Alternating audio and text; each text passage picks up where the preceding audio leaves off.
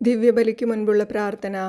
സർവശക്തനും നിത്യനുമായ ദൈവമേ, അങ്ങയുടെ ഏകജാതനായ ഞങ്ങളുടെ കർത്താവ് ഈശോ മിശിഹായുടെ ദിവ്യകൂദാശയെ ഞാൻ സമീപിക്കുന്നു.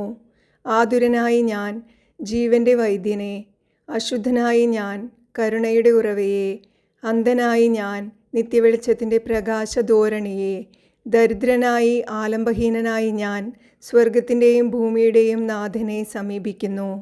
നാഥ, അങ്ങയുടെ മഹത്വമേറിയ ഔദാര്യത്താൽ എൻ്റെ രോഗത്തെ സുഖപ്പെടുത്തുകയും മാലിന്യങ്ങളെ കഴുകിക്കളയുകയും അന്ധതയെ പ്രകാശമാക്കുകയും ദാരിദ്ര്യത്തെ സമ്പന്നതയാക്കുകയും നഗ്നതയെ മറയ്ക്കുകയും ചെയ്യണമേ. എളിമ വണക്കങ്ങളോടും ശുദ്ധതയോടും വിശ്വാസത്തോടും പശ്ചാത്താപത്തോടും സ്നേഹത്തോടും എന്നെ രക്ഷയിലേക്ക് നയിക്കുന്നതിന് സഹായകമായ ദൃഢലക്ഷ്യത്തോടും കൂടെ മാലാഖമാരുടെ ഭോജനവും രാജാക്കന്മാരുടെ രാജാവും പ്രഭുക്കന്മാരുടെ പ്രഭുവുമായ അങ്ങയെ ഞാൻ ഉൾക്കൊള്ളട്ടെ. കർത്താവിൻ്റെ ശരീരരക്തങ്ങളുടെ കൂദാശയും അതിൻ്റെ യാഥാർത്ഥ്യവും ഓജസ്സും ഞാൻ സ്വീകരിക്കട്ടെ.